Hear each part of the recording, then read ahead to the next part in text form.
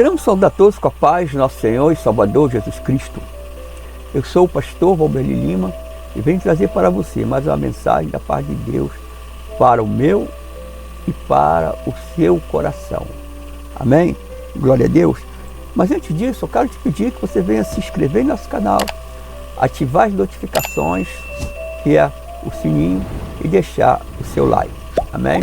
Essa mensagem oferece uma visão marcante da humanidade dos discípulos de Jesus e como ela pode refletir em nossa caminhada cristã. A humanidade dos discípulos de Jesus. Os discípulos eram homens de família e de vida comum.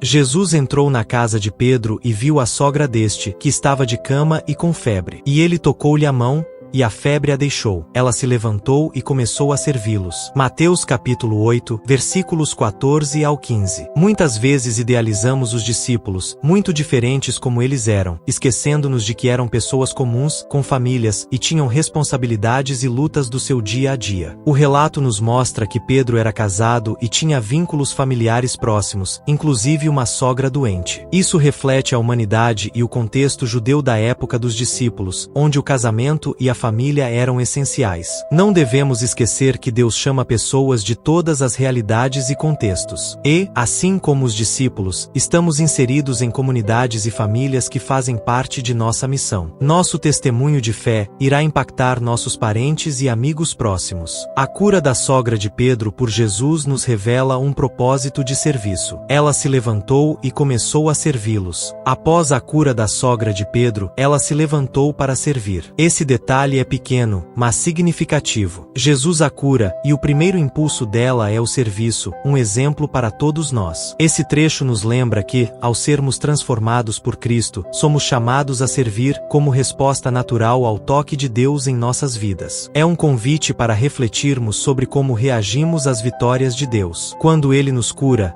liberta e abençoa, nossa resposta deve ser de gratidão e serviço. Assim, a presença de Jesus em nossas casas e vidas nos transforma e nos inspira a cuidar e servir aos que estão ao nosso redor. A realidade da vida familiar de Pedro nos traz um ponto importante sobre liderança e matrimônio no ministério dado por Deus para o cumprimento da missão. Apesar de algumas tradições criarem barreiras para que líderes cristãos não se casem, os apóstolos, como Pedro, mostram que um ministério abençoado pode coexistir com uma vida familiar. Este relato nos inspira a acolher o casamento como parte do propósito e missão de Deus. Os discípulos tinham famílias, viviam em comunidades, e isso não impediu o crescimento do Evangelho. Que podemos reavaliar nossos conceitos e tradições e lembrar que Deus chama homens e mulheres, casados ou solteiros, para o seu propósito. Essa passagem nos ensina que Jesus trabalha na vida comum, em casa, nos relacionamentos e em nossas lutas diárias. A humanidade dos discípulos e sua vida familiar são um exemplo de como Deus transforma o comum em algo extraordinário. Que consideramos a importância de valorizar o chamado em todos a sua diversidade e servir a Deus com gratidão, dedicando nossos dons e nossa vida para glorificar o seu nome. Apelo final: que o Senhor desperte em nós uma visão de ministério que acolhe nossa humanidade, nossos laços e responsabilidades, confirmando que Ele deseja nos transformar e nos usar onde estamos, em nossa casa, em nossa comunidade e em nosso serviço.